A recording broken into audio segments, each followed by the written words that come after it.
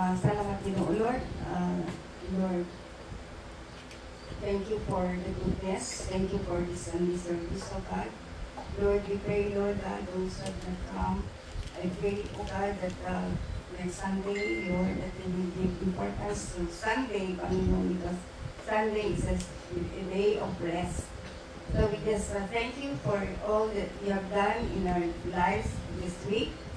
And we pray, oh God, that Lord, that as we listen to your word, oh Lord, we pray, oh God, that the word will remain in our hearts, oh God, that we, Lord, understand, Lord, the word you want us to listen and what to impart, oh God. Hallelujah. So bless each one of us, oh God, and thank you for the love, Lord God.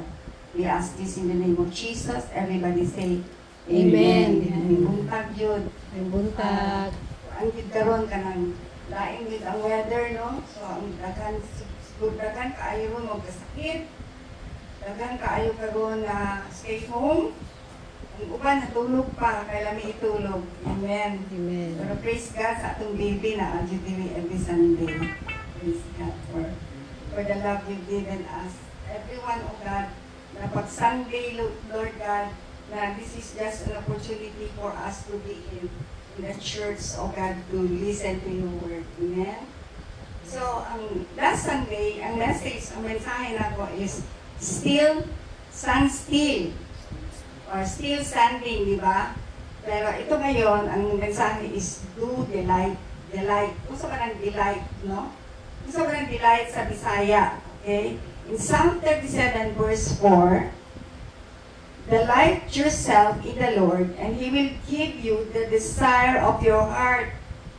Kung kanang malipay ka, dahil na kay kalipay sa presensya sa Ginoo, ihatag niya ang gustong-gusto mong imipi sa iyong buhay. Amen ba? Amen. So, I mean, it's not so hard, no? Kung ang Ginoo ang atong giuna, maski kung sa panang kailangan nato, ihatag yun na niya.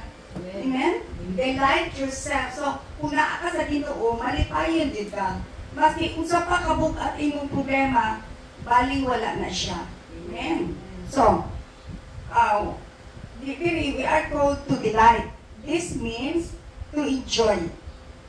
Malipay, enjoy. No? Diba? Or to live in enjoyment or even choose joy. No? Kung you choose to be joyful, you choose to be happy in your life, wala yun yung ang kanang problema sa atong kinabuhi. Maski sa mga problema na to, mas-solve gina na to ang problem kung ang Ginoo gilang giuna ginato sa atong kinabuhi. Amen? Amen. So, kini, ang mga false teachers, sometimes, kining scripture na to, ginagawa nila, gusto nilang iba dito, yung mga prosperity gospel, gusto nilang i-maneuver itong blessing, no? Na, sige, pag-ibili ka, anak, hadlukon ka, no? Dili. Basta importante ang kasing-kasing mo. Pag ikaw nag-delight sa Ginoo, wala'y lain pa magsulti sa imuha, ihatag ni Lord sa imuha na God will give everything. Amen? So, sometimes, kung sa akong ginapangayo, dili-gidayo na siya. Okay? So, hining message na to, basa ko na to sa Numbers 13, verse 30. Ingon diri, then Caleb silenced the people before Moses and said, we should go up and take possession of the land, for we can certainly do it. Ibig sabihin kasi, inutusan ni Moses ang mga leaders, no? Na muadto sa mag-adto sa land of Canaan. Kaya palumiyat mo ang land of Canaan na abaya niya ang mga giants, di ba? So, gisugo ang 10 spies, 10. So, ingon diri sa Numbers 14:18 verse 9. The Lord delights in us, then He will bring us into this land and give it to us, a land which flows with milk and honey. Only do not rebel against the Lord. Listen, rebel. Sa maning rebel? Magrebelde? Ayaw pagrebelde, ayaw sukla ang Ginoo. Maski unsa pa imong buhaton, higyo ka kaabot sa imong ginadesire na imong gustong buhaton kung magrebelde ka sa Ginoo. Amen? rebelde manggol ka na, di yun ka mo minaw sa pulong, di yun ka mo sunod sa gusto sa Ginoo. Di lang, basta passive lang ka. Wala din, bali-wala lang yun sa imo ang Ginoo, no? So, ingon si Caleb din nagsulti.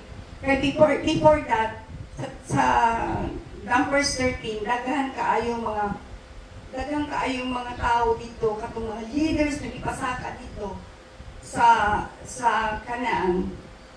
Mga kuanto sa nakita nila na the land is full of honey, no? Honey na kung talaga dito yung prosper yun ang lugar. Amen. Pero hadlok sila because dito ang mga giants. Okay? So, ingon din ni Caleb, siya nga, only do not rebel against the Lord, nor fear the peoples of the Lord. Ang mga tao sa Ginoo, tigid ka mahadlok, for they are our bread. Their protection has departed from them, and the Lord is with us. Do not fear them. Ayaw pakadlok. Usahay manggod, makakita gani ka sa atong kinabuhi, ang giants nato sa atong kinabuhi, ang atong problema. Pag nag-abot na gani ng problema nato, wala na tayo solution sa mga problems nato. Ang laing din na magpakamatay, laing din na mag-resort to drugs, ang laing din na alam mo na, masira ng buhay ba? But this one, dito kay Caleb, makita mo ang difference ng buhay niya, okay? Ang sabi dito sa Numbers 14, verse 8 to 9. The Lord replied, I have forgiven them as you ask, sabi ng Panginoon. I-forgive na niya itong mga spies na sige reklamo. Ang mga tao, mga reklamato, they will not go anywhere. Kaya muingon na sila, napanay sila yung term na piskay kinabuhi, kung sa kani, na makakay Ginoo, nga maingani akong kinabuhi, maingana ba? So, parang dili na sila mutuo, kay kanang ilang kita decide, kinahatag nga naman. God is just testing you. Ina-test niya kung unsa gyud ang imong kasing-kasing. Amen? Okay. So, ingon niya, I have forgiven them, nevertheless, sa 21.